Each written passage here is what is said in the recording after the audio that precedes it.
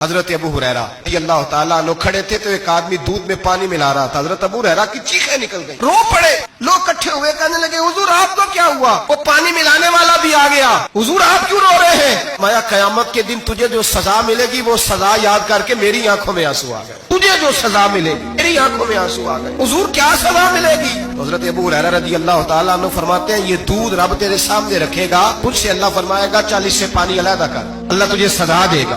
حضرت ابو ہریرہ فرمانے لگے رب کریم قیامت کے دن تجھ سے فرمائے گا چل علیحدہ کر, تجھ سے پانی بتا کر لے گا. کہنے لگا حضور ڈالا تو جا سکتا ہے, نکالا نہیں جا سکتا. ماننے لگے پھر تیرا دوزخ سے نکلنا بھی مشکل ہے, تو دے بچوں کو کما کے کھلا پہنچ کر. نبی پاک صلی اللہ علیہ وسلم نے فرمایا چیز تم بیچو تو اس کی زیادہ تعریف نہ کرو, جب چیز بیچو تو جو اس کے اندر نقص پایا جائے وہ گاہک کو بتاؤ. فرمایا اگر تم نے چیز کا عیب گاہک کو نہ بتایا تو اللہ تم سے ہمیشہ ناراض رہے گا اور فرشتے تم پر لعنتیں برساتے رہیں گے. حضرت واصلہ بن اسکے رضی اللہ تعالیٰ عنہ حضور کے صحابی ہیں. اللہ اکبر. حضرت واصلہ بن اسکے رضی اللہ تعالیٰ عنہ صحابی تھے. ان کے پاس ایک شخص گیا, اس نے جا کے نا کے گھر سے اونٹنی خریدی. امام بہقی نے لکھا ہے جب خرید کے لائے تو رستے میں ان کے بیٹے نے بیچی یا گھر کے کسی اور فرد نے جب خرید کے لائے تو جناب واصلہ بن اسکے رضی اللہ تعالیٰ عنہ کی ملاقات ہوئی تو آپ پوچھنے لگے بھائی یہ تو اونٹنی میری ہے, میرے گھر سے خرید کے لائے ہو؟ کہا ہاں. فرمانے لگے تم نے کیا کرنا ہے اونٹنی کا؟ گئی ہو گیا ہوش میں عقل میں خرید کے لایا, بات ختم ہو گئی. بندہ لے کے آ رہا ہے ان کے گھر سے, کہاں سے خریدی؟ تو صحابی کہنے لگے کہ گھر سے. فرمایا میری اونٹنی ہے لیکن تمہیں اس کے عیب کا پتہ ہے؟ او بھائی یہ دھرتی پہ بسنے والے لوگ تھے, یہ میرے نبی پاک کے تیار کیے ہوئے تھے, تمہیں پتہ ہے اس اونٹنی کے عیب کا؟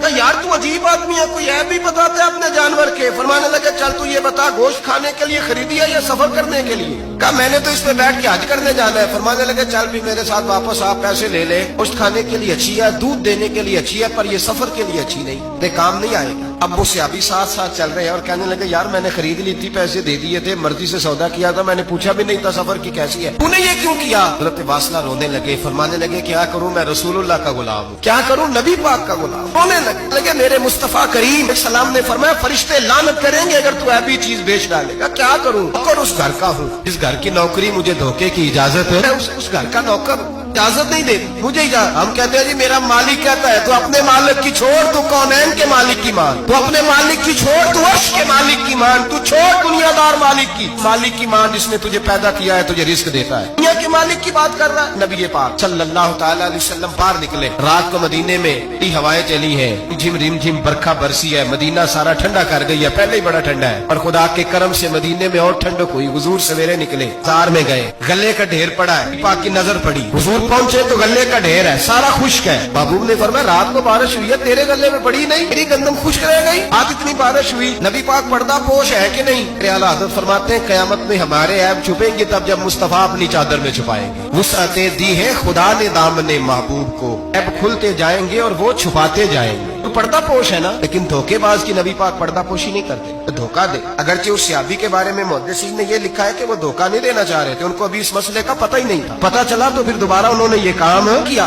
اللہ کے حبیب صلی اللہ علیہ وسلم پہنچے, فرمایا تیرے غلے پہ تیری گندم پہ بارش ہی نہیں ہوئی. حضور نے اپنی آستین کو چڑھایا, بازو اوپر کیا, اور حضور نے غلے کے اندر ہاتھ ڈالا, اندر سے جا کے حضور گیلی گندم اٹھا کے باہر لائے, اور نبی پاک صلی اللہ علیہ وسلم نے فرمایا یہ کیا ہے؟ جب ان کی گردن جھکی تو میرے مصطفیٰ نے فرمایا سنو, جو دھوکہ دے میں اسے اپنی امت